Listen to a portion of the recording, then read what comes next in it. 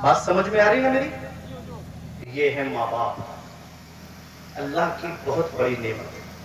میں نے ایک روایت میں پڑھا تھا کہ انسان کا جو نامہ اعمال ہے نا، وہ جمعے کے دن رب کی بارگاہ میں پیش ہوتا ہے، اور پیر کے دن وہ قبر میں ماں باپ کے سامنے پیش کرتے ہیں فرشتے کہ دیکھو تمہاری اولاد یہ کام کر رہی ہے۔ اگر اولاد اچھے کام کرتی ہے نا تو وہ قبر میں خوش ہوتے ہیں، اور اگر اولاد برے کام کرتی ہے تو وہ قبر میں ان کا دل غمگین ہو جاتا ہے، قبر میں اداس ہو جاتے ہیں کہ جس اولاد نے ہم جب زندہ تھے تب بھی ہمیں چین نہیں پہنچایا، آج ہم دنیا سے چلے گئے تو ہمیں قبر میں بھی وہ چین نہیں پہنچا رہی۔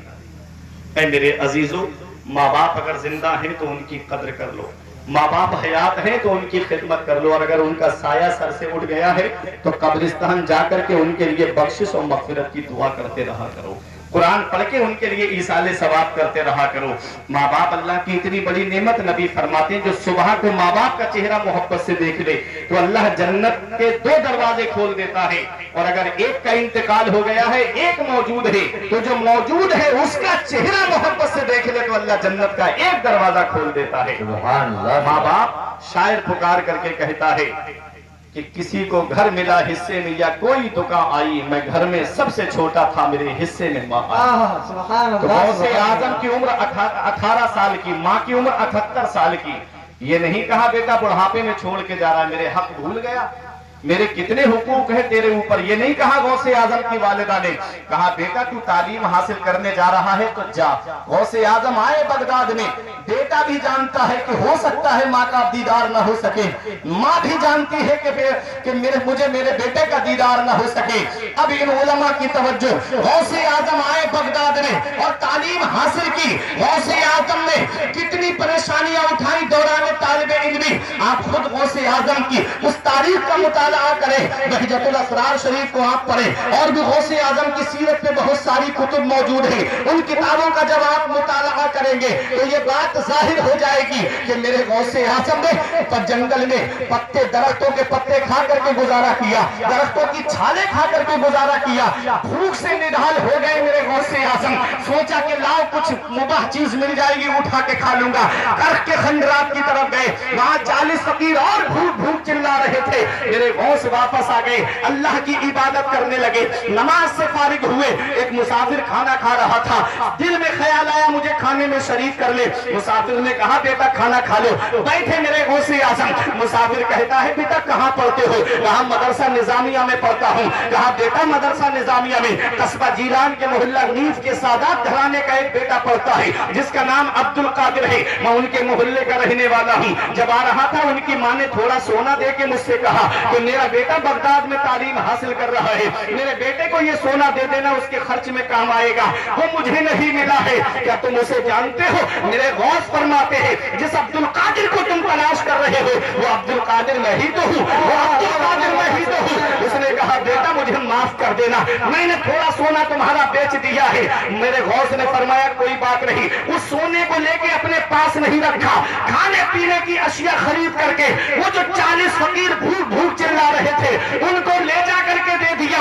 یہ غوث اعظم ہے، کتنی تعلیم حاصل کی۔ جب غوث اعظم فارغ ہوتے ہیں اپنے وقت کے مفتی اعظم بنتے ہیں غوث اعظم، اور کتنی تعلیم آپ نے حاصل کی۔ میرے غوث خود فرماتے ہیں درست العلم حتی صرف خطوہ، میں نے علم حاصل کیا اللہ نے مجھے کتب بنایا۔ تکبیر، میں نے رسال عظمت غوث اعظم۔ پتا چلا مرتہا والوں سرداری علم سے ملتی ہے، بلند رتبہ علم سے ملتا ہے، بلند مقام علم سے ملتا ہے، بلند عظمت علم سے ملتی ہے۔ غوث اعظم تعلیم حاصل کرتے ہیں اور اتنے بڑے مفتی اعظم بنے میرے غوث اعظم کہ ایک ایک دن میں 13 علوم پڑھاتے تھے سرکار غوث اعظم۔ اسلام کی خدمت کے حضور حافظ ملت فرماتے ہیں اسلام کی خدمت کے 3 نمایاں طریقے ہیں۔ پہلا طریقہ تدریس ہے، مدرسے میں بیٹھ کر کے اسلام کی خدمت کی جاتی ہے۔ دوسرا طریقہ تصنیف ہے، کتابیں لکھ کر اسلام کی خدمت کی جاتی ہے۔ اور تیسرا طریقہ تقریر ہے، واعظ کے ذریعے اسلام کی خدمت کی جاتی ہے۔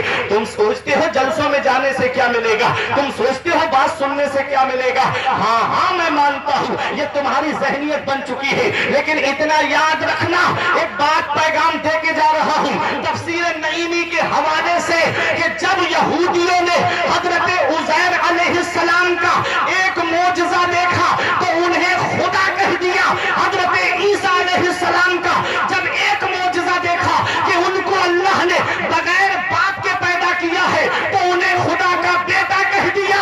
لیکن ہم ایسے مسلمان ہیں کہ ہم نے اپنے نبی کے بے شمار معجزات کو دیکھا مگر نبی کو خدا نہیں کہا۔ کیوں؟ اس لیے کہ ہم کو سمجھانے کے لیے ہمارے علماء کرام ہیں، ہم کو سمجھانے کے لیے باز کہنے والے علماء ہیں، تقریر کرنے والے علماء ہیں، یہ بیان کرتے ہیں میں مانتا ہوں اے عقل والو میرا محمد خدا نہیں ہے مگر دلوں پہ یہ نقش کر لو کہ وہ خدا سے جدا نہیں ہے۔ نعرے تکبیر، نعرے رسالت، مسلک اعلی حضرت خلیفہ حضور حسان ملت، نعرے تکبیر۔ وہاں میلاد نہیں ہوتا تھا حضرت، نبی کا میلاد نہیں ہوتا تھا، کوئی انہیں سمجھانے والا نہیں تھا۔ الحمدللہ ہمارے علماء سمجھانے والے ہیں اپنی قوم کو۔ یہ میلاد کتنا ضروری ہے، یہ واز کتنا ضروری ہے۔ غوث اعظم نے تینوں طریقے اپنائے۔ اب میرے علماء توجہ ہے، محمد مبارک صاحب دیکھیں، غوث اعظم نے مدرسے میں بیٹھ کے پڑھایا، اور اے علماء کی توجہ، ایمان تازہ ہو جائے گا۔ 40 سال مدرسے میں بیٹھ کے پڑھایا ہے غوث اعظم نے۔ ارے بولو محبت سے سبحان اللہ۔ اتنی خاموشی کے ساتھ غوث پاک کا ذکر سن رہے ہو آپ؟ 40 سال مدرسے میں بیٹھ کے پڑھایا غوث اعظم نے، اور ہر سال آپ کے مدرسے سے 3000 طالب علم عالم فاضل مفتی بن کے نکلتے تھے۔ 1,30,000 عالم غوث اعظم نے اس قوم کو عطا فرمایا۔ سبحان اللہ، سبحان اللہ۔ تو یہ مدرسے تمہاری ضرورتوں کا نام ہے، یہ مدرسے تمہارے لیے ستون ہیں۔ جس دن یہ مدرسے بند ہو گئے نا، اس دن مصلی پہ کھڑا ہونے کے لیے امام تک نصیب نہیں ہوگا۔ جس دن مدرسے بند ہو گئے، جنازے رکھے رہ جائیں گے، کوئی نماز جنازہ پڑھانے والا تک نصیب نہیں ہوگا۔ آج ڈانس پارٹیوں میں لاکھوں روپیے لوٹانے والوں، 1-1 لاکھ روپے قوال و قوالہ پہ خرچ کرنے والوں، تم جانتے ہو پیسہ کتنی محنت سے کمایا جاتا ہے؟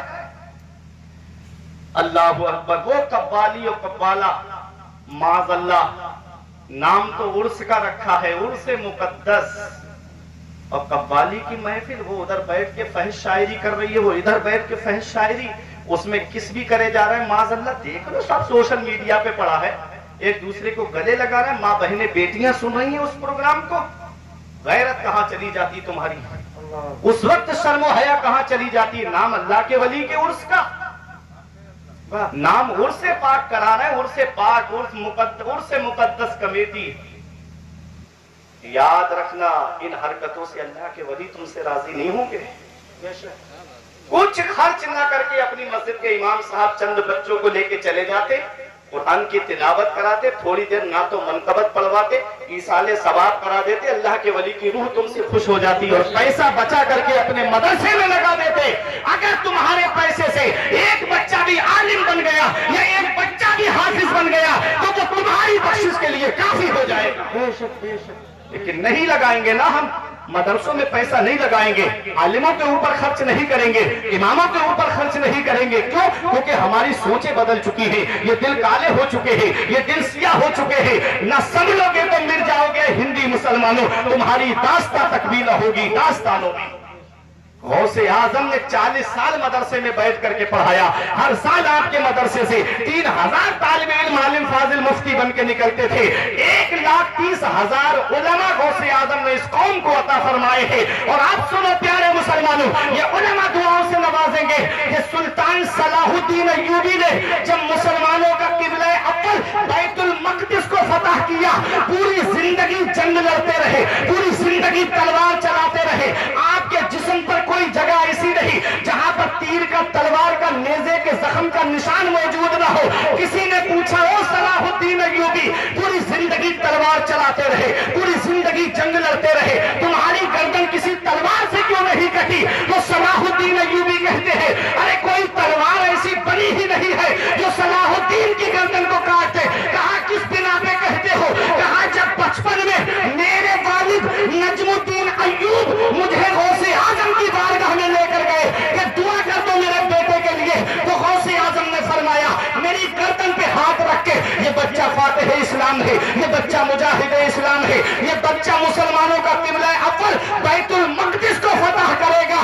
اے مرتہا میں رہنے والوں، صلاح الدین ایوبی کہتے ہیں جس کی گردن پر غوث اعظم کا ہاتھ رکھا ہوا ہو اس کو کوئی تلوار کاٹ نہیں سکتی ہے۔ کیا دبے جس پہ حمایت کا ہو پنجہ تیرا، کیا دبے جس پہ حمایت کا ہو پنجہ تیرا، شیر کو خطرے میں لاتا نہیں کتا۔ نعرہ تکبیر، نعرہ رسالت، مسلک اعلی حضرت علماء اہل سنت مفتی فرقان رضا منظری صاحب قبلہ، نعرہ تکبیر، نعرہ رسالت، ماشاءاللہ زندہ باد۔ وہ ہے سرکار